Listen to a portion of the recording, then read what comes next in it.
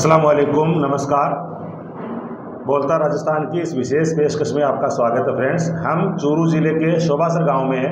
पूर्व सैनिकों का 5th बटालियन का एक शानदार इवेंट यहां हुआ है। ज़्यादा जानकारी के लिए मुख्य अतिथि के रूप में शिरकत कर रहे श्रीमान ब्रिगेडियर गुरेंद्र सिंह साहब हमारे साथ हैं। सबसे पहले तो शेखावाटी की धरा पर स्वागत है सर, अभिनंदन है। धन्यवाद। सबसे पहले ये जानना चाहेंगे आज के कार्यक्रम को लेकर आप क्या कहना चाहेंगे? ये कार्यक्रम ब्रह्मकुमारी डे हम मनाते हैं अपने उन शहीदों की याद में जिन्होंने 71 की लड़ाई में नॉर्थ ईस्ट बंगाल में और ईस्ट पाकिस्तान में रादर अपना एक्शन किया था, जो इलाका आजकल बांग्लादेश कहलाता है। हमारी बटालियन कूच बिहार से लॉन्च की गई थी 20 डेव के अंडर, और ब्रह्मकुमारी नाम की जगह पर, याद रखें ये 13 और 14 नवंबर में हुआ था, जबकि लड़ाई डिक्लेयर हुई थी 3 दिसंबर को। तो ये एक्शन उससे लगभग 20 दिन पहले हो गया था, जब हमारी पलटन को टास्क दिया गया था। दूसरी तरफ 4 राजपूत थी, हमारी पलटन को टास्क दिया गया था ब्रह्मकुमारी नाम के जो एक गांव था, और उसमें स्कूल की बिल्डिंग थी जिसमें पाकिस्तानी सेना के दस्ते तैनात थे, उनके ऊपर कब्जा करने के लिए।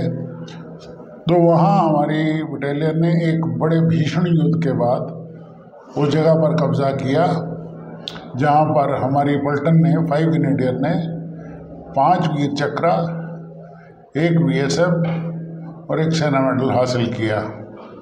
उस लड़ाई में जो चार्ली कंपनी हमारी, जो कायम खानी जवानों के ऊपर आधारित है, उसने एक बहुत बेहतरीन काम किया था। सारी पलटन ने अच्छा काम किया था, लेकिन चार्ली कंपनी ने अग्रणी रोल में थी, तो इसलिए इन्होंने हताहत भी इनके ज़्यादा हुए, वीरगति को भी प्राप्त इनके ज़्यादा हुए, और इनको इनके कंपनी कमांडर समेत 4 वीर चक्र प्राप्त हुए और 1 सेना मेडल। तो उस दिन को हम मनाते आ रहे हैं, लेकिन विशेष तौर पे 2021 के बाद हम इस इलाके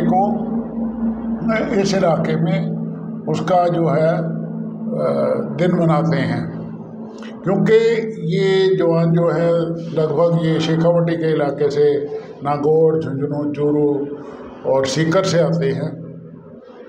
तो यहीं पर जो है इन्हीं 4 इलाके में हम हर साल इस फंक्शन का आयोजन करते हैं। ये 5वीं दफ़ा है कि हम इस फंक्शन को मना रहे हैं, और बड़ा अच्छा लगा मुझे। जब भी मौका मिलता है मैं आता हूँ इस फंक्शन में, बड़ा अच्छा लगता है। गौरवपूर्ण इतिहास रहा है। और लेकिन आज आपने ये कहा कि जो पूर्व सैनिक हैं उनके बच्चों को दूसरी धाराओं में भी जाना चाहिए, सिर्फ आर्मी के भरोसे नहीं रहना चाहिए। इसके पीछे क्या मकसद था आज आप? मकसद ये साफ है कि जब से भारतीय सेना बनी है, पहले ये ब्रिटिश इंडियन आर्मी होती थी, तो ज़्यादातर जो सोल्जर उन्होंने भर्ती किए वो उन इलाकों से किए जहाँ पर लोग अवेलेबल थे, और उनको उन्होंने मार्शल कास्ट का नाम दिया, मार्शल कौन का नाम दिया। तो ये शेखावाटी वाला सारा इलाका है, राइट अप टू जोधपुर। आपको यहाँ फौजी ही फौजी मिलेंगे। कायम खानी उसमें बड़ी तादाद में है, जाट बड़ी तादाद में है, राजपूत बहुत तादाद में है, दूसरी जातियाँ भी हैं काफ़ी हद तक। तो फौज एक असली यहाँ एक रोजगार है साधन, क्योंकि खेती यहाँ बहुत ज़्यादा नहीं होती। और उधर हरियाणा की तरफ चले जाएं तो राजस्थान का बॉर्डर झुंझुनू से पार करें तो साथ लगते इलाके जो अहीर गुजर बेल्ट है या मेवात बेल्ट है, तो यहाँ से फौजी ज़्यादा रहे हैं। तो हो क्या रहा है कि जब से हिंदुस्तान आज़ाद हुआ है, तो जो पंजाबी मुसलमान थे वो तो पाकिस्तान आर्मी में चले गए। यहाँ यही जो कौमों के ऊपर और भी ज़्यादा जो है वो मतलब मौके मिल गए इनको फौज में जाने के। लेकिन अब पिछले 15-20 सालों में अलग अलग सरकारों ने ये तय किया है कि जिन इलाकों से जवानों की भर्ती कम है उनको भी मौके दिए जाएं। अगर उनको 5, 10, 15, 20% अगर जवान वहाँ से भर्ती करने तो जाहिर सी बात है कि यहाँ कम होंगे। यहाँ कम होंगे तो यहाँ के जवानों को उतने मौके कम होंगे। उसके ऊपर अग्निवीर का भी आ गया, तो अग्निवीर इतनी वो लाभदायक योजना है नहीं है।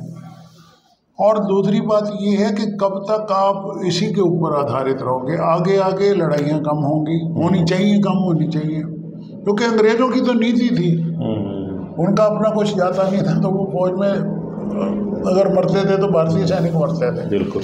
तो आगे आगे उम्मीद करनी चाहिए कि शांति होगी वर्ल्ड में, और होगी नहीं भी होगी तो इस वार का स्वरूप बदली हो जाएगा। तो इसलिए पिछड़ापन जो है, आर्थिक पिछड़ापन की वजह है लैक ऑफ एजुकेशन। एजुकेशन होगी तो आपको जो दूसरे काम हैं, जो थोड़े जिनको हम वाइट कॉलर जॉब कहते हैं, वो तभी मिलेंगे जब आपके पास उसके लिए काबिलियत हो। काबिलियत के लिए एजुकेशन चाहिए। तो मुझे हर बार यही हमें कहना पड़ता है अपने साथियों से कि आप अपने बच्चों को या अपने पोते पोतियों को ज़्यादा से ज़्यादा शिक्षा दें। ये नहीं है कि एकदम से सारे बढ़ जाएंगे, लेकिन अगर कुछ परसेंटेज भी बढ़ता है, कोई भी अगर हमें बताता है कि हमारा बच्चा या हमारा पोता या पोती जो है अच्छा कर रहे हैं, तो हमें वो ज़्यादा अच्छा लगता है। अभी आज भी आपने देखा होगा कि एक हमारे साथी थे जो बूंदी से आए थे, नारायण, तो उनका बेटा जो है वो डॉक्टर बना। डॉक्टर बन के उसने वो कोल इंडिया में नौकरी कर रहा है, और वो गर्व के साथ बड़ा कॉन्फिडेंट डॉक्टर बना है। तो देख के बड़ी खुशी होती है। तो अगर यहाँ से भी कुछ बनेंगे, इन फौजियों के बच्चे बनेंगे तो बढ़िया है। और खाली ये सिर्फ फौज पे, खेती पे और या गल्फ में नौकरी के ऊपर ज़िंदगी आगे ज़्यादा नहीं चलेगी। ब्रिगेडियर गुरेंद्र सिंह जी ने अपने रिटायरमेंट के बाद के टाइम को बहुत बेहतरीन ढंग से यूटिलाइज किया है। साहब ने 2 बुक्स लिखी है, एक हरियाणवी सोल्जर्स और दूसरी नागालैंड के ऊपर, नागालैंड के कल्चर के ऊपर, इतिहास के ऊपर और उनके लोगों के बारे में। नागालैंड की संस्कृति और उसके कल्चर और इतिहास के ऊपर उन्होंने किताबें लिखी है। सोल्जर्स में अखबारात में भी आपको लिखने का बहुत बड़ा काम रहा है। एक आध आप इधर इस एरिया का कोई सेंसमेंट आपने कोई खास लिखा हो जो बहुत हाईलाइट? कई काफ़ी लिखी है, क्योंकि ये हमारे सामने की बात नहीं है। जैसे ये नथु खां की स्टोरी लिखी थी तो वो ट्रिब्यून में छपी थी, तो राजस्थान पत्रिका के किसी पत्रकार ने फिर ट्रिब्यून से निकाला, मेरे को अप्रोच किया कि ये आप तो बता रहे हो कि राजस्थानी है बंदा, इसके क्या है? मैंने कहा भाई फला गांव है, फला ये है, वो हाजिर है, जाके उससे मिल लो। नत्थू खां जी के गांव हम गए थे कासली, तो वहाँ से हमें जानकारी मिली थी कि आपको नत्थू खां जी से ज़रूर मिलना चाहिए। तो वो भी आपने देखा होगा, बोलता राजस्थान के यूट्यूब और फेसबुक प्लेटफॉर्म पे था। और इस तरह की चीज़ें साहब जो एक रचनात्मक कार्य है वो करते रहे हैं, तो अपने आप में बहुत काबिल तारीफ काम है। ये एक संदेश न केवल पूर्व सैनिक या सैनिक समाज आवाम के लिए, एज ए पूर्व सैनिक आपका वही बात जो अभी करी थी कि ठीक है, ये अच्छी बात है, सेना में जाना चाहिए, सेना की अच्छी नौकरी है, हालांकि अभी वो इतनी अच्छी नहीं रही है, पर उस बात में ना जाते हुए राजस्थान कुल मिला के जो है, अगर मैं सिर्फ कायम खानी या राजस्थानी सोल्जर्स की बात करूं, क्यों राजस्थानी की, राजपूत जाट की भी साथ में दूसरों की भी बात करना चाहूँगा कि शिक्षा का प्रसार यहाँ अपेक्षाकृत कम रहा है, जिससे अगर आपके बड़े अस्पतालों में, बड़े कॉलेजेस में टीचर बाहर से आते हैं, डॉक्टर बाहर से आते हैं, या आपके जो कोई बड़े प्रोजेक्ट होते हैं तो बड़े बड़े इंजीनियर आपके लोकल नहीं हैं, तो अगर आपका लेवल अगर ओवरसीयर और एसडीओ तक रहेगा तो वही रहेगा। अगर स्कूल अध्यापक तक है, बीएड तक है, तो फिर वही रहेगा। उसको अपग्रेड करो। बड़ी खुशी हुई आज, कम से कम 4-5 लोगों से मैं ऐसे मिल पाया, उनमें से 1-2 तो फौजी ही थे जो उन्होंने अपने आप को अपग्रेड किया और अभी भी वो 60+ में होने के बावजूद भी वो लगे हुए हैं। तो बड़ी अच्छी बात, हमें बहुत अच्छा लगता है। तो ये सभी के लिए ज़रूरी है। और लेकिन मुझे इस बात से शिकायत है कि जो मेंटल ब्लॉक है राजस्थानी लोगों का, अगर उनको बोले, खास करके बच्चियों की पढ़ाई के लिए, बेटियों की पढ़ाई के लिए, तो बहानेबाजी बहुत चलती है। नहीं जी वो है, अभी कैसे है, अभी कॉलेज दूर है, अभी ये दूर है, फलाना है, ढमकाना है। तो उसका इलाज भी तो आपके पास है ना। अगर गर्ल्स हॉस्टल बनाने हैं तो आप बनाइए, चाहे तो वो कॉलेज से बनवाइए, चाहे आप बनाइए, चाहे एज ए बिजनेस, कहते जो भी हो काम होना चाहिए, काम होना चाहिए। तो ये है।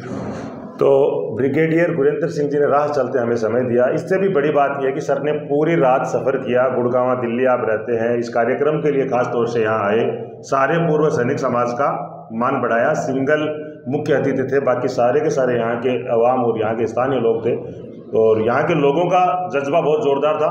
एक जो स्टेज पे आपने भी देखा होगा, इतनी शानदार तस्वीर बनी कि पलटन ने 55 साल बाद भी पलटन इनको तन मन धन से सपोर्ट कर रही है। वहाँ से प्रतिनिधिमंडल भी आया और 50,000 रुपये की वहाँ से राशि भी इन्होंने इस कार्यक्रम के लिए, इस तरह के इवेंट्स के लिए भेजी है। तो ये बहुत अच्छे जुड़ाव वाली बात है। हाँ, तो वो एक पारिवारिक महसूस होता है। नो, ये तो जरूरी है, क्योंकि पलटन आजकल अफोर्ड कर सकती है। हाँ।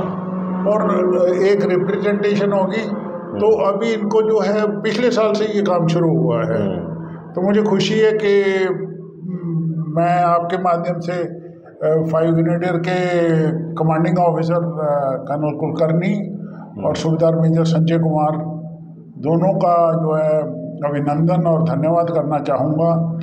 इन सब लोगों की तरफ से, आपकी तरफ से, पूरे यहाँ के जो है राजस्थानी मुआशरे की तरफ, क्यों कायम खानी क्यों कहूँ, सभी के लिए की तरफ से, कि उन्होंने जो है एक सांकेतिक रूप से एक जेसीओ और 4-5 जवान और धनराशि का जो है उन्होंने सहयोग दिया है। और ये एक उन्होंने रीति चालू कर दी है, तो ये आगे जो के चलती रहेगी।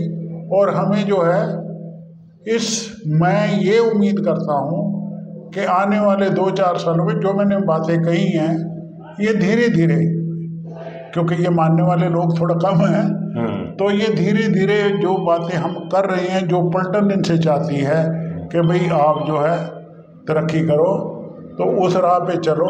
और ये फंक्शन जो है शहीदों को श्रद्धांजलि देने का, उनका सम्मान करने का, उनके परिजनों का सम्मान करने का, और उसके आगे अपने लिए नई दिशा टोलने का है।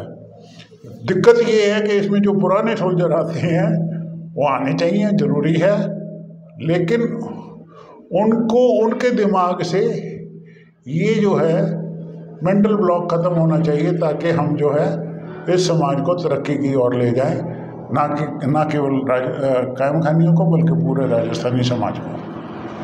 तो पूरे पूर्व सैनिक समाज से 3 बातें, एक तो सेना का रास्ता है, उसके साथ साथ दूसरे रास्तों पर भी नज़र रखी जाए, नंबर 1।